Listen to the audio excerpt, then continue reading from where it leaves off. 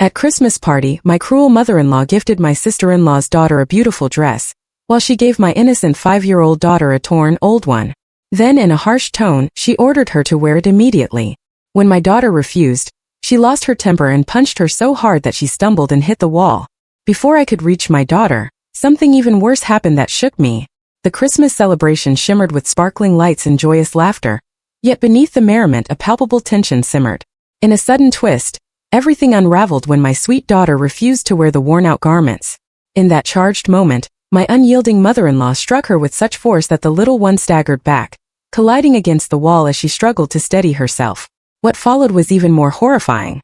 I'm Nina, 32 years old, and as I look back I still wonder why I endured so much for so long.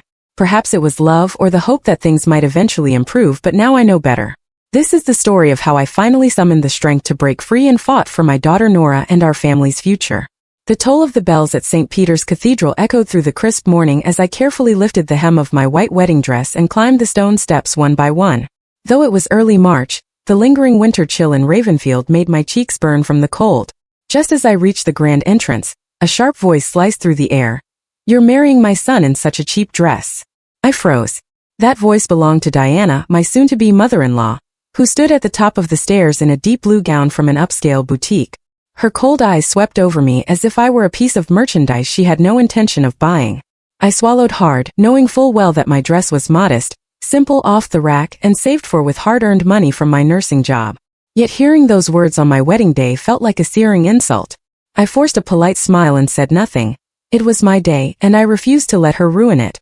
The ceremony began, and Liam and I exchanged our vows amid the quiet elegance of the cathedral. Everything should have been perfect, but Diana's disapproving gaze shadowed every moment, as if silently reminding me that I would never measure up for her son. After the service, during the family photo session, her true colors reappeared. "Let's take some family shots without Nino first," she instructed the photographer, deliberately pushing me aside. I stood there in stunned silence as she gathered Liam, his father Thomas, and his sister Julia for several pictures, leaving me noticeably excluded. Liam must have sensed something was wrong, but he always brushed it off, saying it was just her way of showing care. I should have seen the warning signs, yet love made me blind. 3 years later, though my marriage to Liam had its own challenges, I convinced myself that Diana's constant disapproval was something I could tolerate. After all, she wasn't part of our daily life. What I didn't realize, however, was that her looming presence was quietly influencing Liam in ways I hadn't yet understood. While Liam and I had been trying for a baby for years, the crushing weight of infertility forced us to let go of that dream. After countless tests, doctor visits, and heart-wrenching disappointments, I finally made peace with what we couldn't have and embraced a new possibility: adoption. That's when I met Nora. I was volunteering at an orphanage, offering free medical checkups to children, when I noticed her, just a quiet 5-year-old seated in a corner, sketching on a torn scrap of paper. There was something about her delicate features and deeply thoughtful eyes that immediately tugged at my heart. In that very moment, as our eyes locked, I felt an inexplicable connection, as if fate had brought us together. By the time Liam and I completed the adoption process, I was utterly convinced that Nora was meant to be part of our family. What I hadn't foreseen, however, was how this decision would ignite a new war with Diana. The first time I told her about adopting, Diana exhaled sharply, her face tightening as she scoffed at the thought of a child with no blood ties. She didn't feign happiness for us. Instead of congratulations, her disdain was brutally obvious. When Nora officially became our daughter, we sent a birth announcement to close family and friends. While many responded with warm wishes, Diana didn't even visit the hospital to see her granddaughter. Instead, she sent a curt, icy message insisting, "Use Grace as her middle name, it's my mother's name." It wasn't a suggestion, but a demand. I remember sitting in silence, phone in hand, my heart aching with conflict. I wanted to refuse, wondering why I should allow a woman who rejected my daughter so completely to dictate something so personal. But then Liam placed his hand on mine and said, "Please just consider Mom's feelings." And that was the first time I compromised, swallowing my pride and anger to agree to Nora Grace. It was the first of many concessions made in the name of peace. Diana's exclusion of Nora continued in every possible way. She deliberately scheduled family events on dates that clashed with Nora's birthday, making it nearly impossible for us to celebrate with them. She even removed pictures of Nora from family albums as though she didn't exist, and at church gatherings she ignored her completely, treating her like an outsider. The most painful blow came when she started using a phrase that cut deep every time I heard it: Real family. She dropped it into conversations at social events and even in front of Nora. No subtle hint, just a calculated reminder that, to her, Nora would never truly belong. Liam noticed these subtle cruelties, yet each time he chose silence over confrontation, insisting, "She doesn't mean any harm." But I knew better. It was only a matter of time before things worsened, and I was right. That very year, Diana hosted a lavish Christmas party at her estate in Ravenfield. Her enormous white mansion, nestled in an upscale neighborhood, was decorated extravagantly with LED lights and a towering Christmas tree. Every detail exuded wealth and power, and the invitation had promised a family celebration like no other. I should have sensed trouble. That morning, Nora was bubbling with excitement as she stood by the window, watching the snow gently fall. Her tiny hands pressed eagerly against the glass. "Grandma's house will have wonderful presents, right?" she asked, her eyes alight with innocent hope. A pang struck my heart, knowing deep down that the night might not be kind to her. Still, I nodded. "Of course, sweetheart." I had taken extra care for that evening, curling her soft brown hair, tying it with her favorite ribbon, dressing her in a navy velvet dress, and fastening a small pearl brooch that had belonged to my late mother, adding the final cherished touch. "This belonged to my mother," I whispered to her. "I want you to wear it today." She beamed brightly, completely unaware of what lay ahead. When we arrived, the enticing aroma of turkey and apple pie mingled in the air, and the living room glowed with warm holiday lights. Family photographs were neatly arranged above the fireplace, capturing weddings, birthdays, and past Thanksgivings, but not one featured me or Nora. As everyone gathered around the Christmas tree, it was time to exchange gifts. Diana, dressed in an elegant scarlet cashmere sweater, sat in the center and began passing out presents. She handed a large, beautifully wrapped box to Elena, Julia's daughter, saying, "Open it, my angel," with a tone of feigned warmth. Elena excitedly unwrapped the box to reveal a designer dress from a renowned Parisian label. A deep crimson velvet piece adorned with gold embroidery. Diana beamed with adoration as she said, "How lovely! You can wear this to Christmas, Massachusetts." Meanwhile, Nora sat patiently with her little hands folded in her lap, waiting her turn.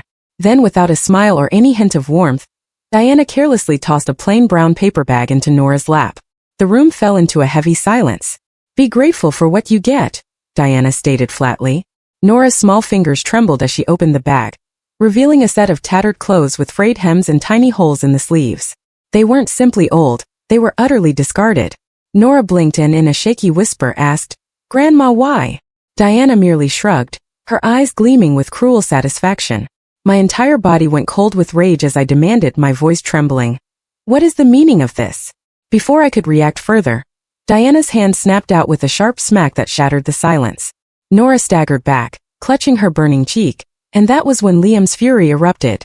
"What do you think you're doing, Diana?" he roared, his voice brimming with pure anger.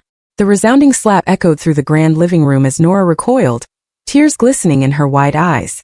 For a moment the entire room froze. No one moved, no one spoke. Then Liam exploded, his voice booming like thunder. "What the hell do you think you're doing?" Every head turned, stunned by the sheer rage in his tone, a side of him I had never witnessed before. Diana, still standing over Nora with her hand half raised, blinked in shock as she attempted to justify herself in a sharp, irritated tone. But for the first time Liam's entire body tensed with fury. His fists clenched and his breathing grew heavy. The man who had long excused his mother's cruelty was gone. "She's a child, my daughter, and you just hit her?" Diana scoffed, crossing her arms as though nothing were wrong. "She needs discipline. You're too soft on her. That's why she thinks she can talk back." Liam snapped back. "Enough, Diana." Never before had he raised his voice like this. "Let me be crystal clear," he growled, stepping forward. "If you ever lay a hand on Nora again, I will ensure you face the consequences." Diana laughed nervously, trying to regain control.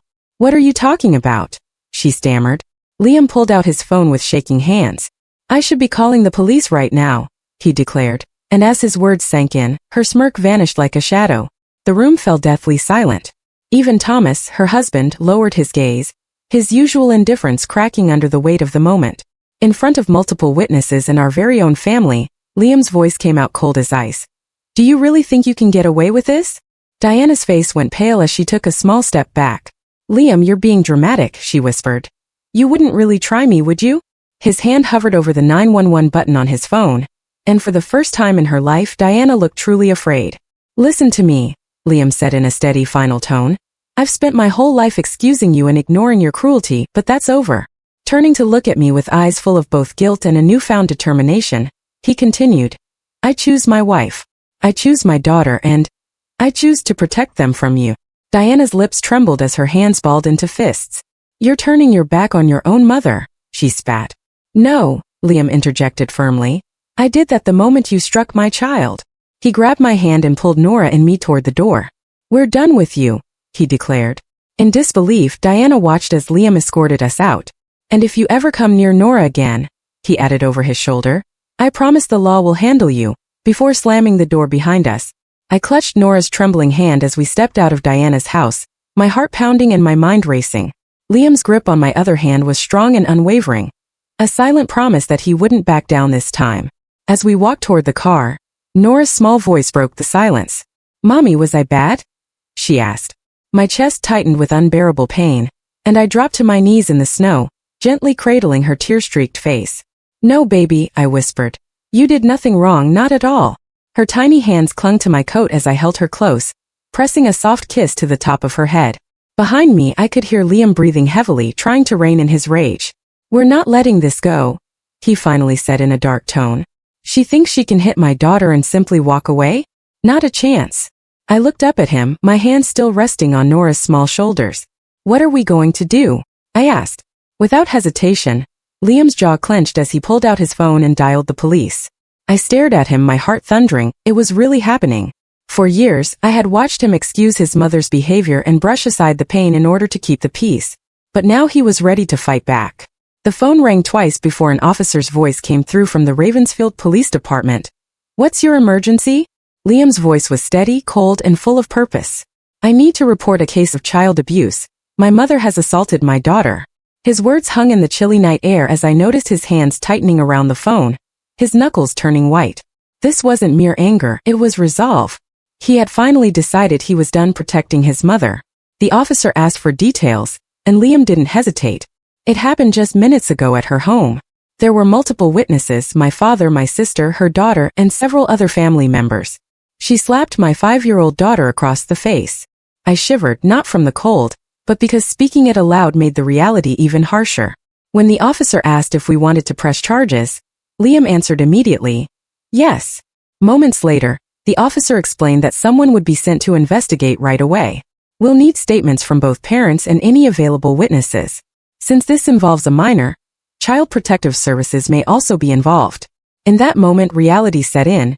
It wasn't just another family argument. It was about to become a legal matter after years of silence.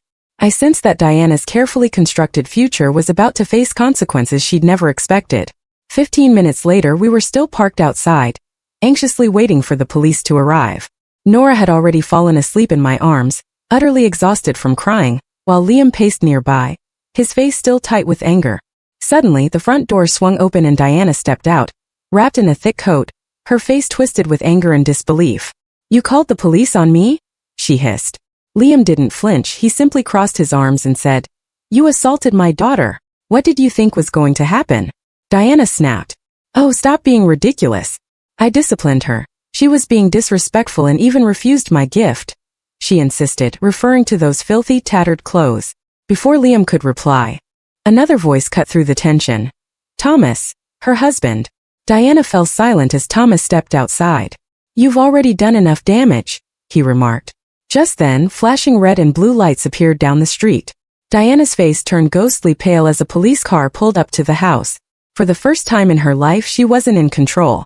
The red and blue lights cast harsh shadows over her pallid face as the car came to a stop. I held Nora close, feeling the steady rise and fall of her tiny chest as she slept, unaware that justice was finally coming for the woman who had hurt her. Diana stiffened as two uniformed officers stepped out, one a woman with sharp eyes, the other a tall man with calm but authoritative presence. We received a report of child abuse at this residence, the male officer stated in a firm, professional tone. Liam didn't hesitate. That's correct, my mother, Diana, slapped my 5-year-old daughter across the face. In response, Diana gasped and spun toward him in fury. I can't believe you're doing this, Liam. I am your mother. You called the police on your own flesh and blood. Liam's gaze remained cold. And you hit my daughter, Mom. That is the only thing that matters. The female officer then addressed Diana. Ma'am, we need to ask you some questions. Please step inside.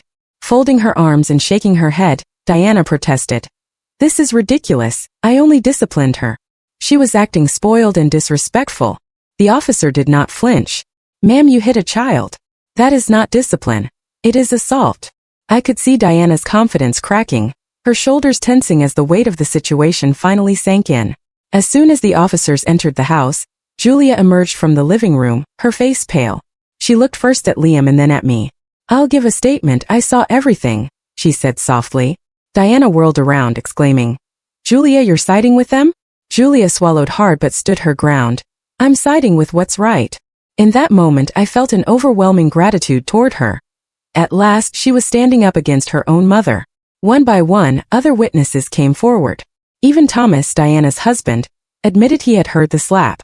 The officers carefully noted every detail, the force of the blow, the way Diana humiliated Nora before striking her, and the long history of mistreatment.